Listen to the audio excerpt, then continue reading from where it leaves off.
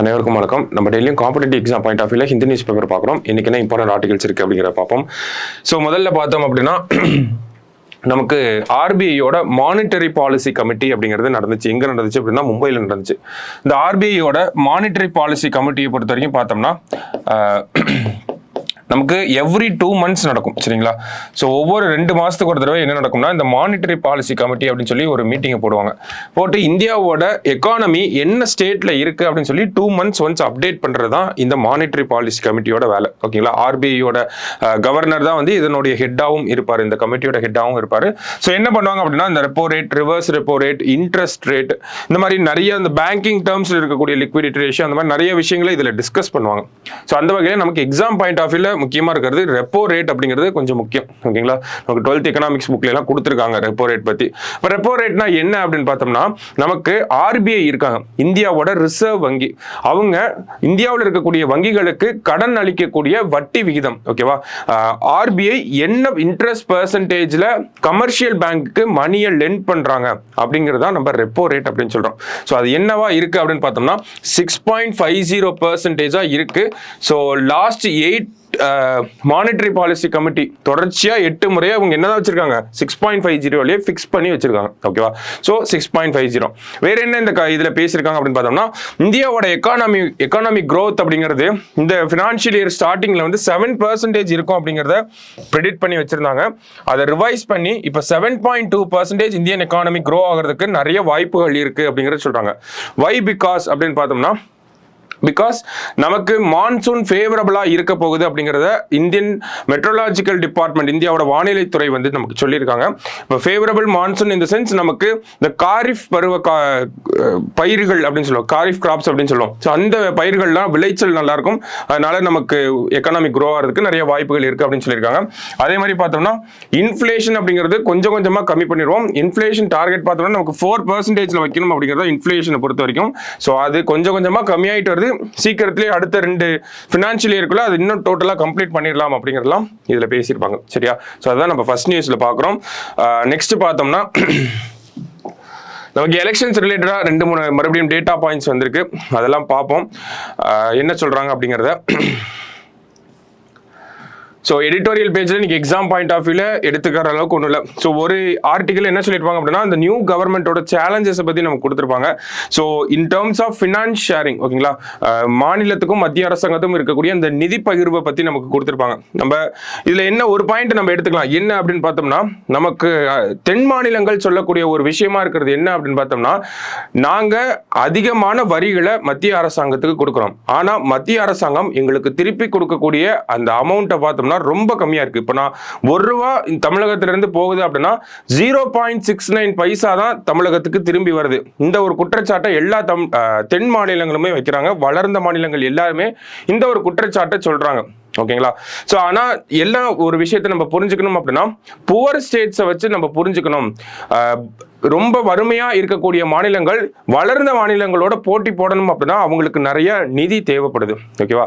அது மட்டும் இல்லாம இன்னொரு விஷயம் என்ன இந்த ஆர்டிகல்ல கொடுத்துருப்பாங்க அப்படின்னா நமக்கு எக்ஸாம் பாயிண்ட் ஆஃப் வியூல இந்த ஒரு ஐடியாவை எடுத்துக்கலாம், ஓகேங்களா?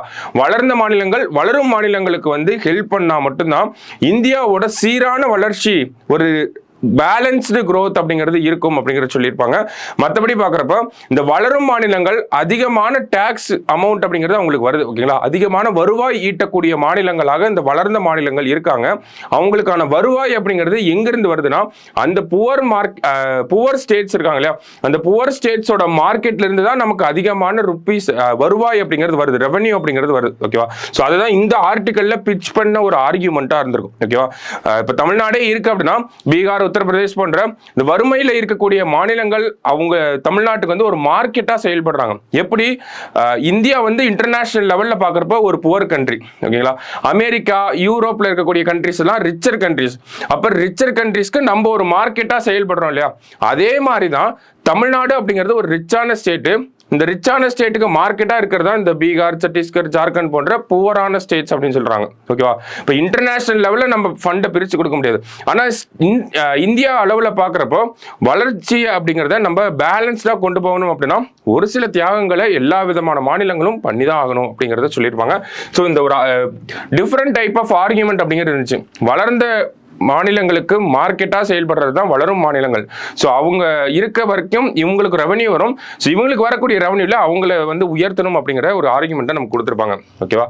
ஸோ அந்த ஒரு ஐடியாவை மட்டும் நம்ம எடுத்துக்கலாம் அந்த ஒரு ஆர்குமெண்ட்ல இருந்து. மற்றபடி ஆர்டிகல்ஸில் பார்க்குறப்போ என்ன சொல்லியிருப்பாங்க அப்படின்னு பார்த்தோம்னா, நமக்கு இங்கே விமன் ரெப்ரசன்டேஷன் அப்படிங்கிறத நம்ம பார்க்குறோம். ஓகேங்களா? ஸோ நம்ம முன்னாடி பார்த்துருந்தோம் விமன் ரெப்ரசன்டேஷன் அப்படிங்கிறது மற்ற நியூஸ் பேப்பர்ஸில் வந்து 73 அப்படின்னு சொல்லியிருந்தாங்க. அதாவது 543 லோக்சபா எம்பி, இதில் 73 பெண் எம்பிக்கள் அப்படிங்கிறத கொடுத்துருந்தாங்க.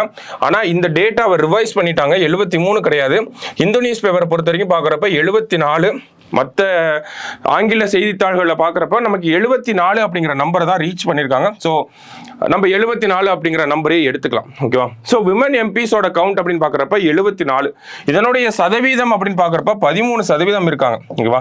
டோட்டல் லோக்சபாவில் விமனோட ஸ்ட்ரென்த் இன் டேர்ம்ஸ் ஆஃப் பெர்சன்டேஜ்னு பார்க்குறப்ப 13%, இன் டேர்ம்ஸ் ஆஃப் அப்சல்யூட் நம்பர்ஸ்னு பார்க்குறப்ப 74 விமன் எம்பிஸ் வந்து இருக்காங்க.